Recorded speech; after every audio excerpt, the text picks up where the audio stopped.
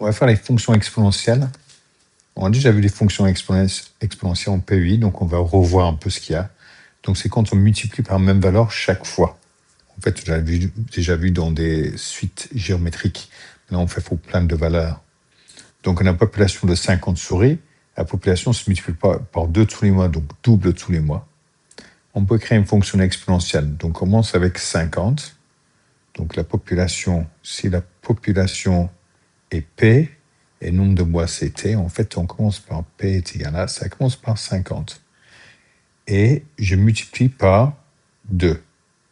Ça c'est 1 mois je multiplie par 2, 2 mois je multiplie par 2 fois 2, donc ça c'est 2 au carré, par 3 mois fois 2 fois 2 fois 2, c'est 3 au cube, 4 mois fois 2 fois 2 fois 2, en fait le modèle, ça ressemble à fois 2 puissance T, quand T c'est le nombre de mois, donc si T c'est 1, et si je regarde bien, quand T c'est 0, donc au début, quand on démarre, quand c'est 0, je mets 0 là, 2 puissance 0 c'est 1, donc j'ai 50 fois 1, c'est 50, j'ai bien 50 souris au début.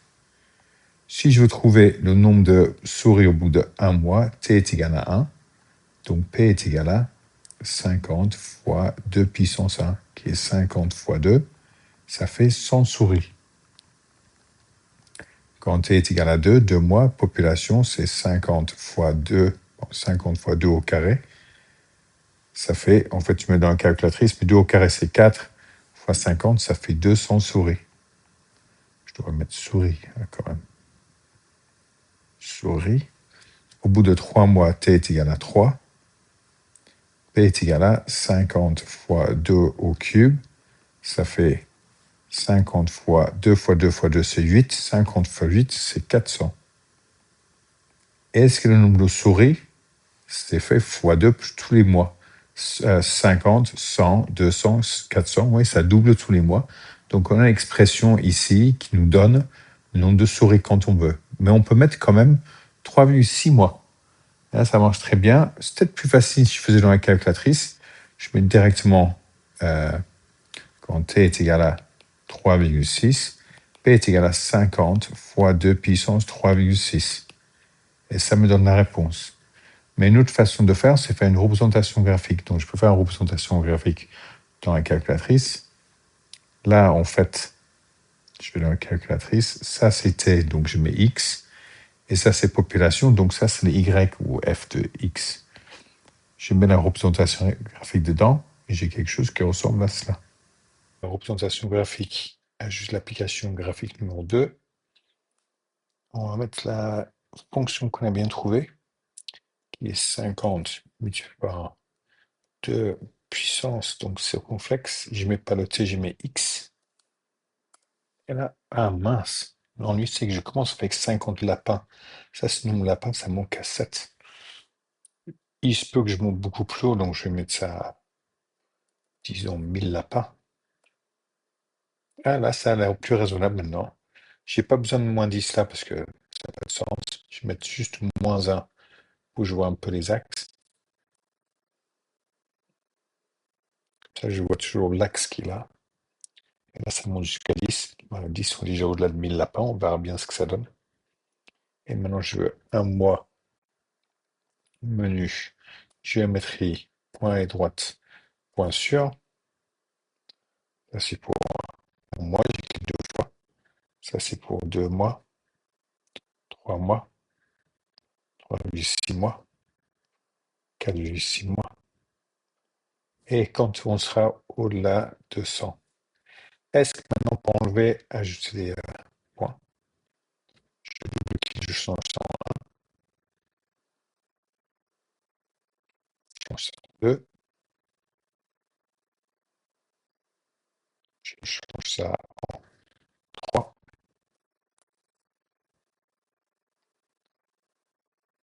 ça je change en 3,6 sur la calculatrice. Après, je change en, si je trouve le texte,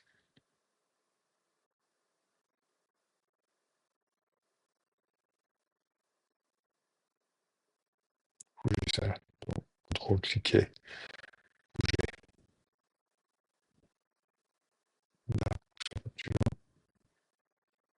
je peux changer 4,6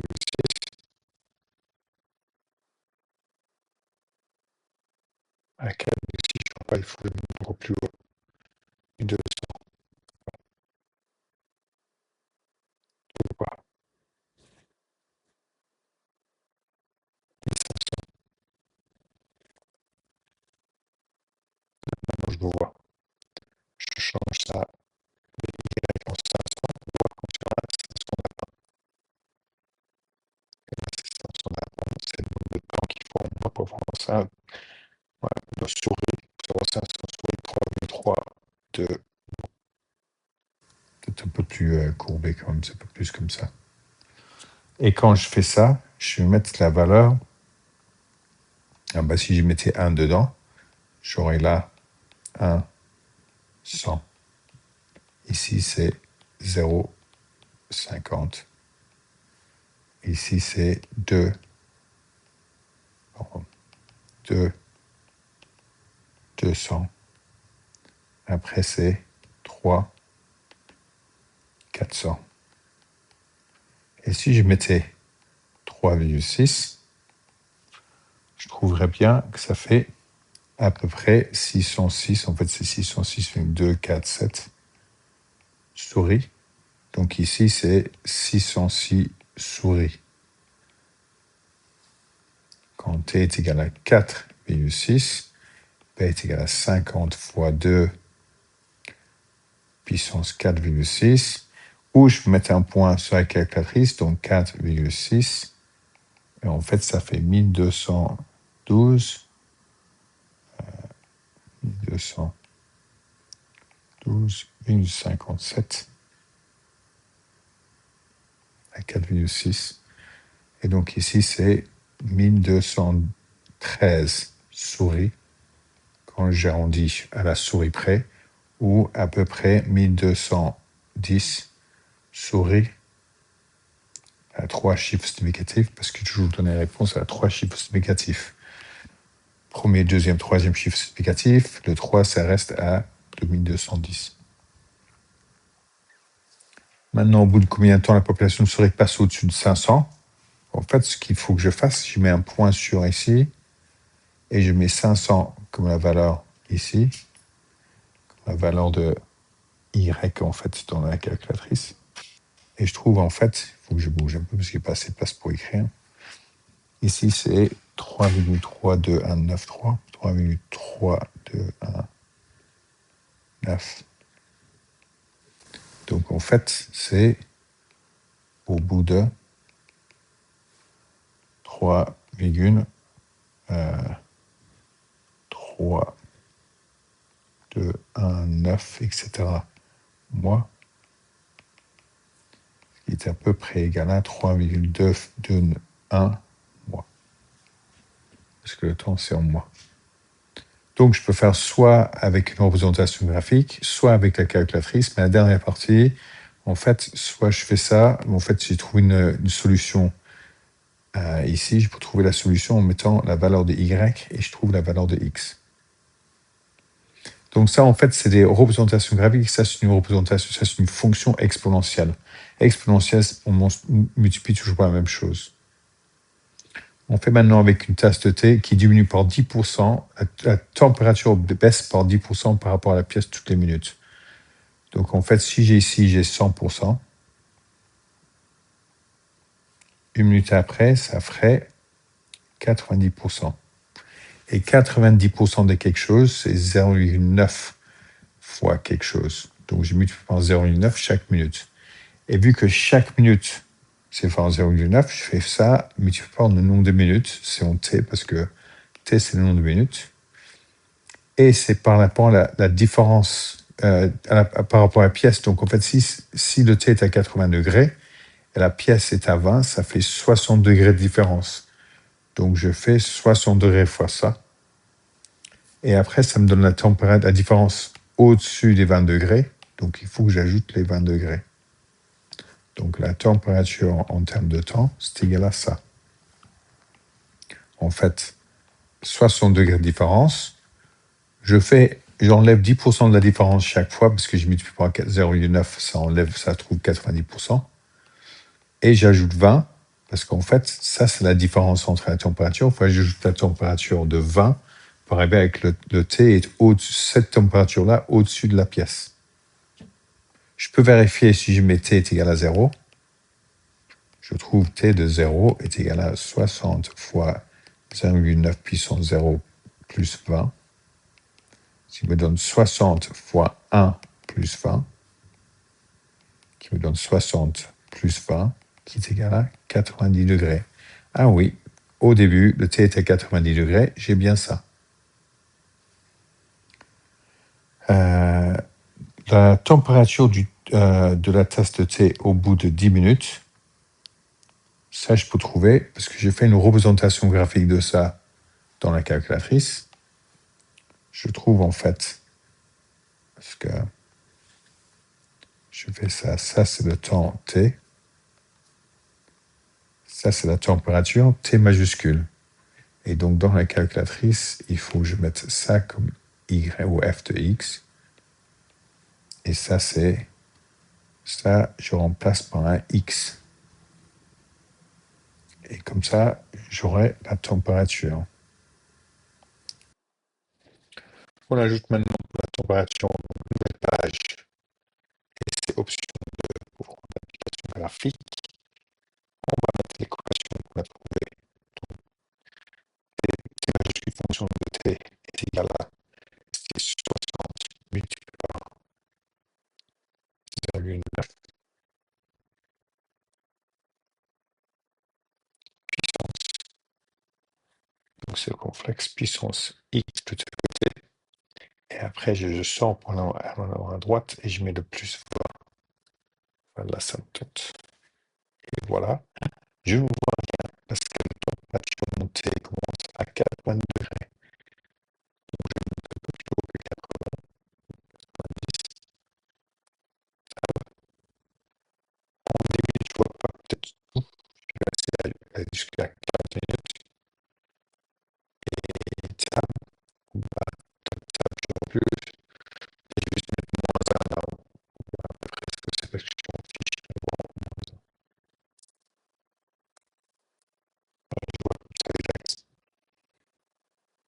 Là, on met des pointures. Menu, géométrie, point et droite, numéro 2, point sûr. Et on met 2 pointures.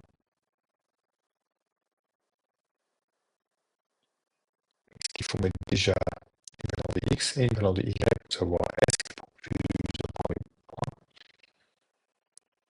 Et il me faut 10 comme valeur de x là. Double-clic, non, ça marche. Voilà, je mets 10. Après, et quand c'est 10 minutes, on est à 49 degrés.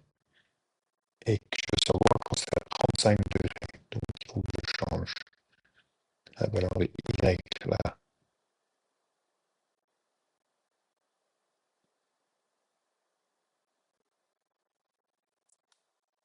Voilà, je l'ai mis sur 35, donc j'ai changé en 35.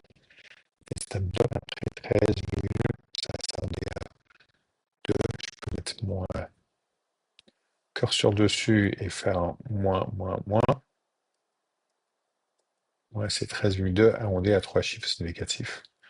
Je vais voir en plus de détails si je fais le plus, plus, plus. J'ai fait une esquisse.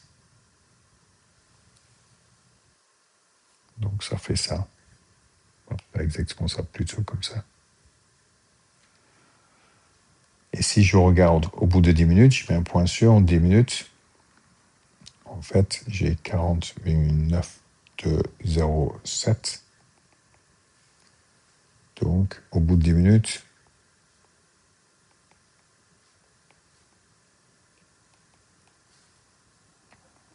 le thé, il est à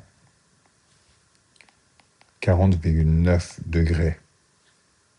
3 chiffres significatifs. Parce que j'ai pris la valeur de la température qui est ici, au bout de 10 minutes, qui est la valeur de X ici, et je trouve la température.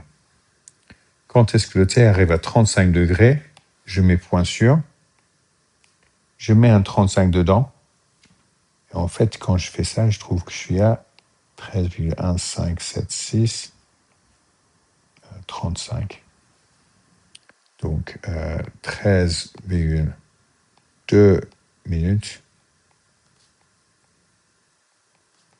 pour arriver à 35 degrés.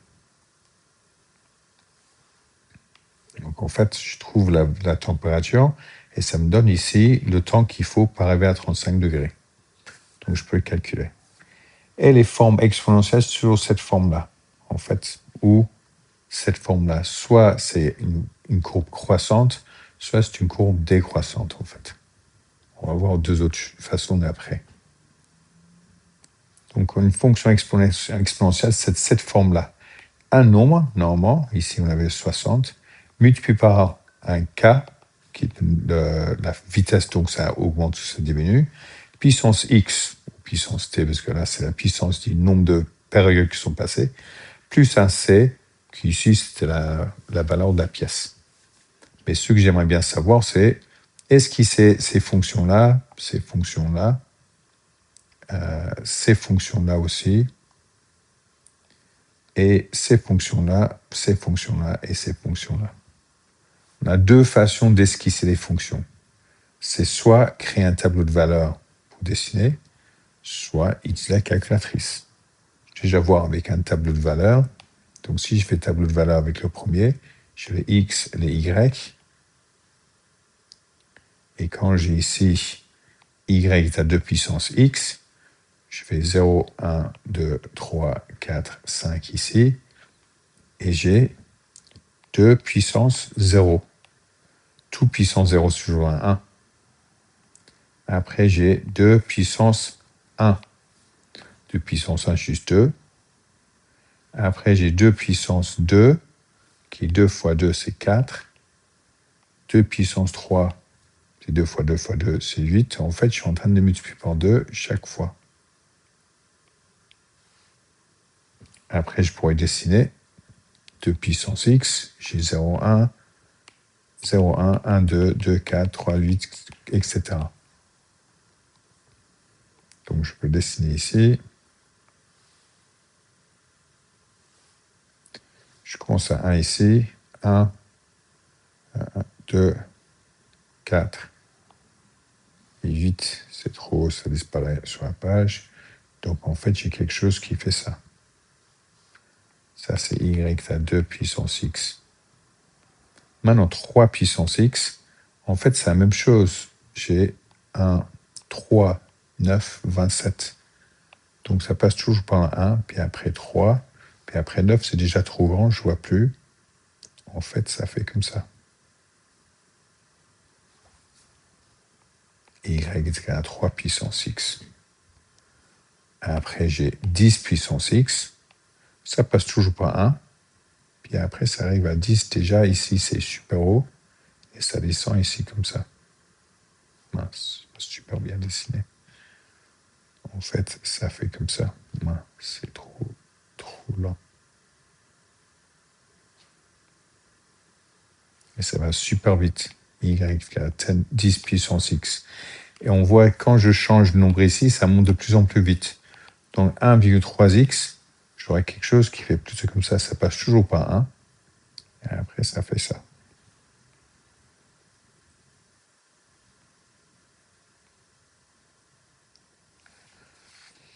Donc on a ces courbes-là, y est égal à 1,3 puissance x. Et vous pouvez mettre sur la calculatrice pour voir si ça fait la même chose. Je vais ajouter une nouvelle page.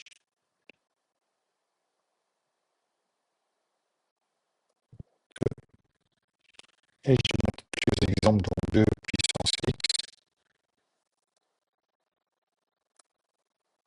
Et tab, mettre 3 puissance x.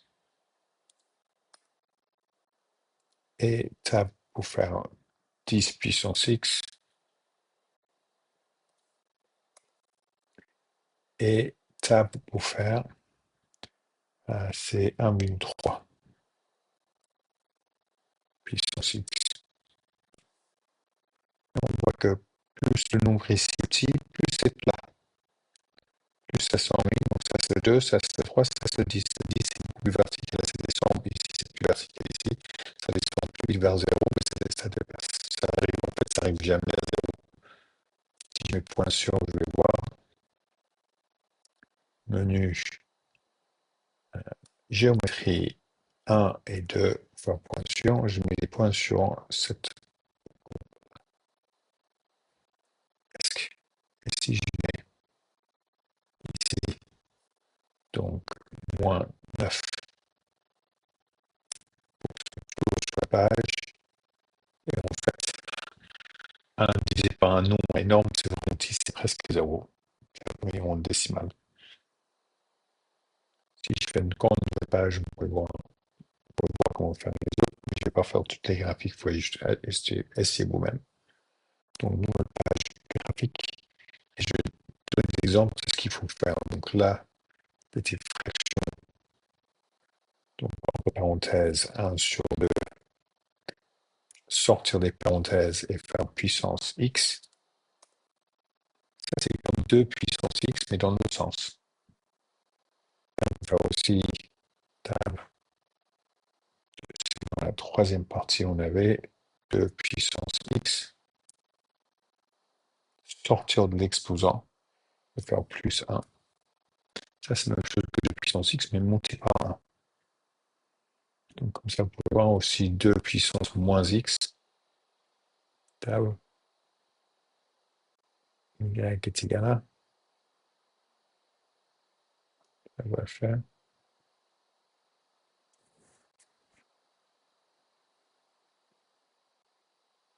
Donc, on va faire 2 puissance moins x.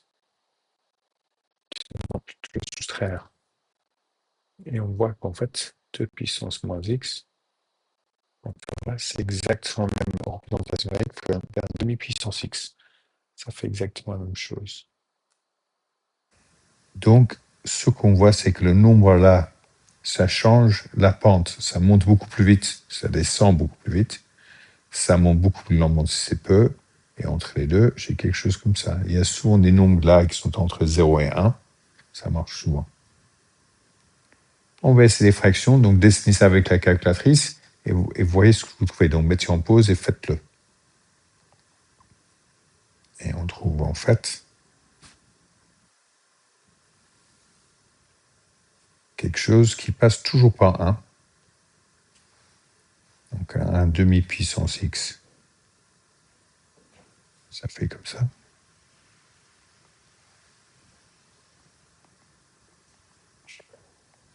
Un tiers puissance x.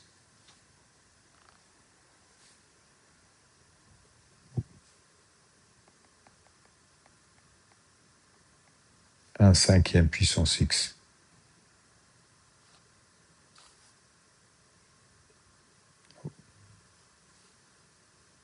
Et un dixième puissance x.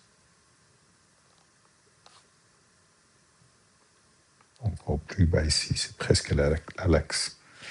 Donc plus, et en fait, 10, c'était comme ça. Et un dixième, c'est exactement la même chose, mais dans l'autre sens, ça descend.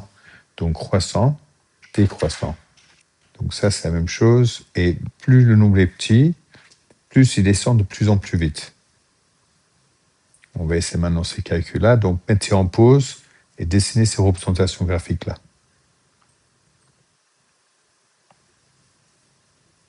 Et maintenant, je trouve, en fait, 2 puissance x. Je dessine pas bien, je recommence là. C'est un peu comme ceci.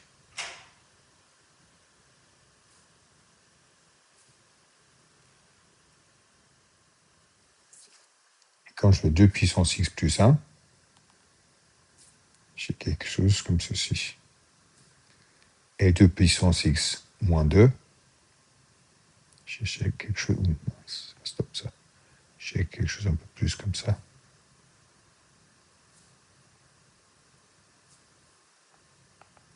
Puissance x moins 2, y fait 2 puissance x, et y fait 2 puissance x plus 1.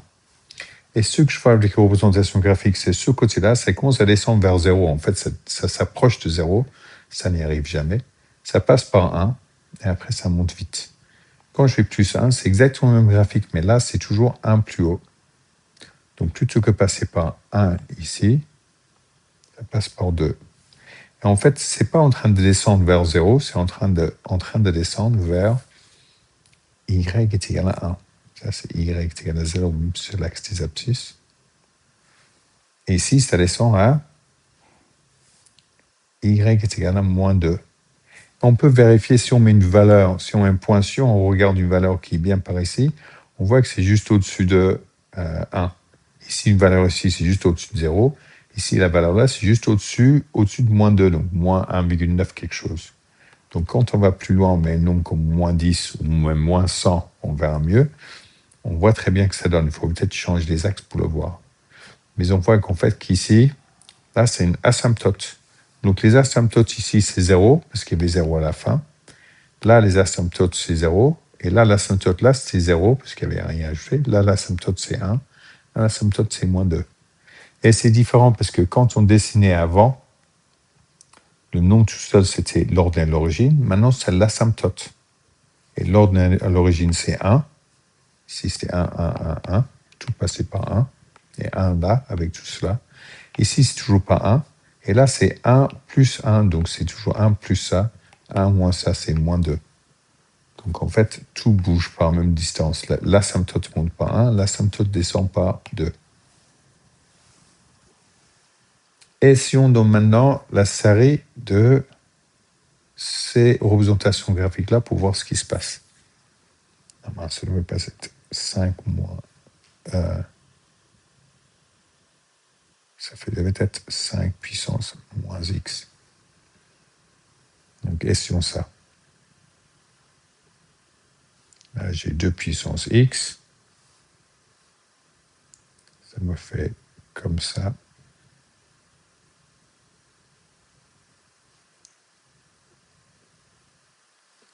Et 2 puissance moins x, en fait, j'essaie de dessiner assez bien.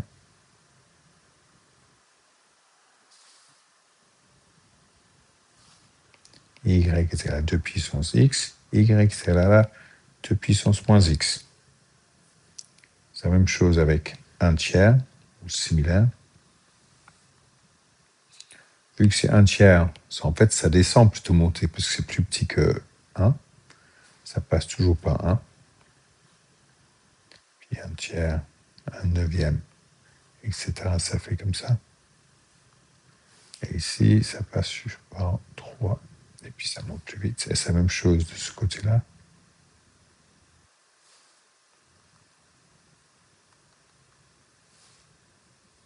Y est égal à 1 tiers puissance x. Y est égal à 1 tiers puissance moins x. Et je sais quand je change le x en moins x, plutôt que x c'est croissant normalement, moins x c'est décroissant. Ici, si 1 tiers puissance x c'est décroissant parce que ça c'est plus petit que 1, donc ça fait 1 tiers chaque fois. Et quand je fais 1 tiers puissance moins x, ça va dans l'autre sens, ça devient croissant. Donc je devrais voir la même chose avec 5 puissance x. Juste que c'est plus rapide. Je verrai exactement la même chose. Donc c'est plutôt comme ceci.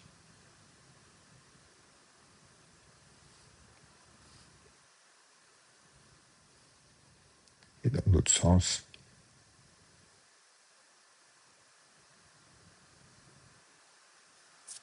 Donc ça, c'est y est égal à 5 puissance x, et y est égal à 5 puissance moins x.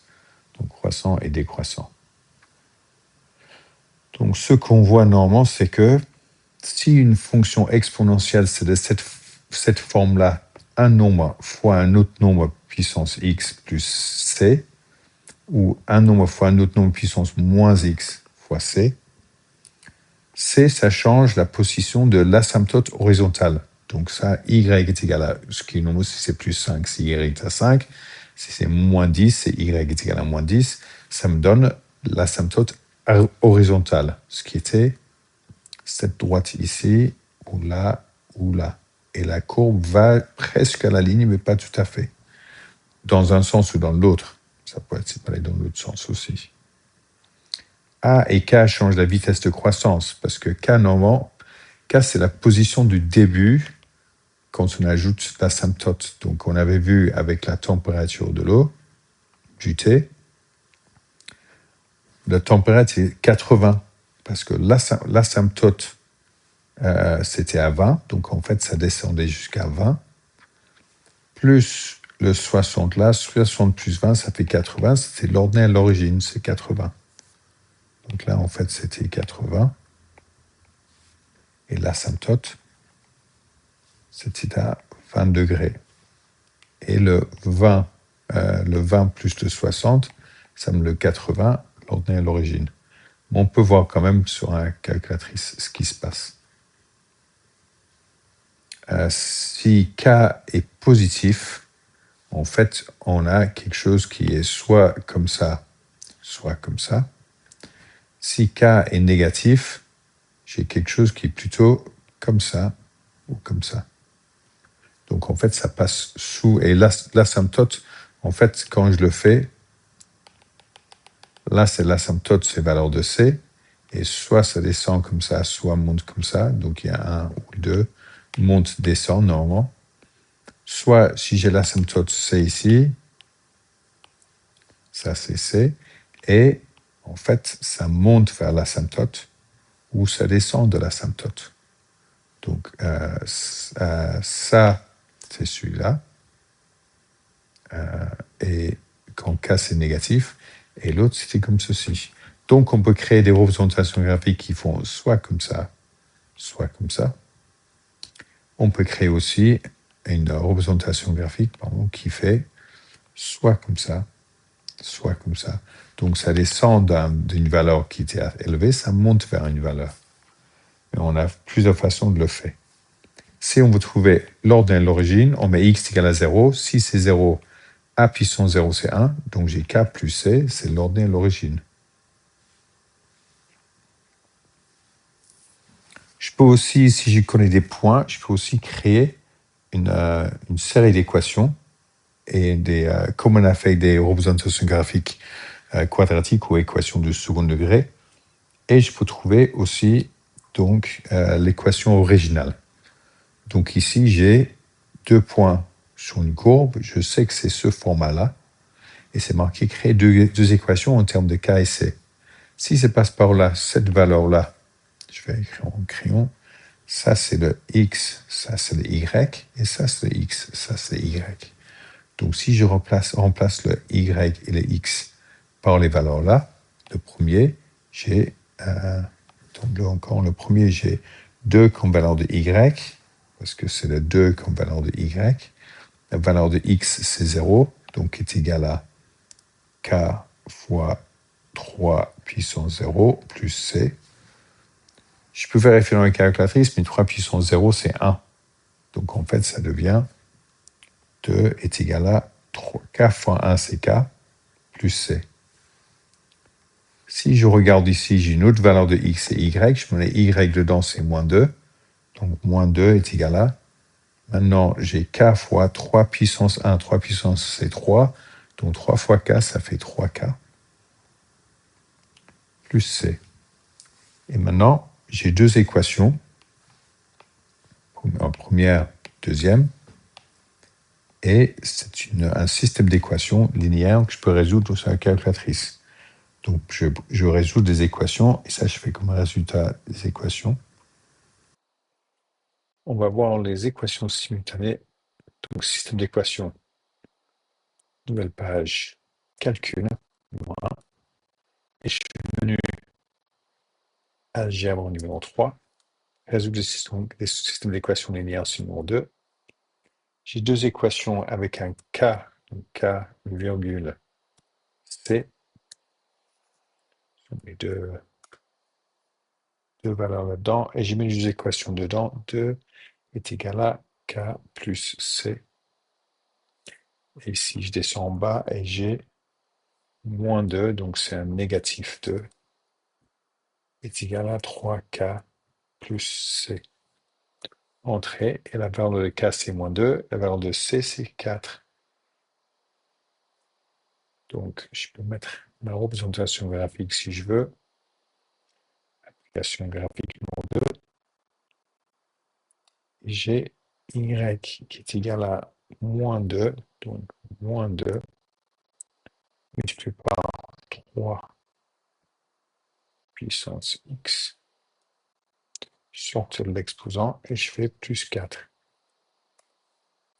Et là, si je mets des points sur, menu, géométrie, point et droite, point sur, je mets 2 points sur, pour être sûr que j'ai mis les 2 points dessus. Est-ce cohérent? Donc si je mets 0, ça doit être 2. Ah oui, c'est bien ça. Et si je mets 1,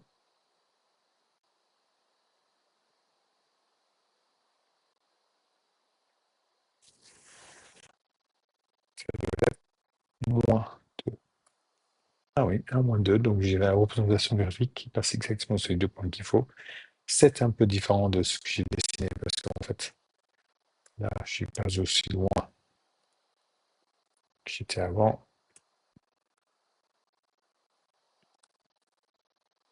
Là, ça se ressemble un peu plus à ce que j'ai dessiné. C'était pas vraiment la même échelle, mais on voit la même chose. Ça me donne k est égal à moins 2 et c est égal à 4. Donc l'équation, c'est y est égal à moins 2 fois 3 puissance x plus 4. Ça veut dire que l'asymptote ici, c'est à 4, parce que je dis la valeur qui est toute seule, c'est 4. Et moins 2 plus 4, ça fait 2, donc ça passe par là, l'ordre et l'origine, c'est 2. Et vu que la valeur de k, c'est négatif, en fait, c'est en dessous de l'asymptote. Et en fait, c'est fois un nombre positif, donc ça devient de plus en plus grand, mais on fait de plus en plus loin. Ça, c'est loin de l'asymptote, plus on passe par là. Donc en fait, on a trouvé l'équation. À partir de rien, j'ai trouvé l'équation de la courbe qui est ici.